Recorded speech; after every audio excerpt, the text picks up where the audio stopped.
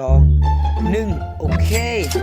สบายดีทุกคนเดี๋ยววันนี้วิสิมาสอนวิธีการเข้าออเดอร์ของเทคนิค Balling the Band การเข้าออเดอร์ของเทคนิคนี้บ่แม่นเฮาสิเข้ามั่วซั่วเฮาต้องรอท่าจังหวะเดี๋ยวมาเบิ่งออเดอร์นี้เนาะวิสิออกจาก1ออเดอร์ให้ทุกคนเบิ่งถ้าออเดอร์นี้มันปิดเป็นแดงวิสิขายเด้อกดขายเลยออเดอร์นี้ปิดเป็นแดงถ้ามันปิดเป็นเขียวโอกาสที่มันจะขึ้นมีเนาะแต่ว่ามันปิดเป็นแดงแสดงว่าตลาดมันสิกลับตัว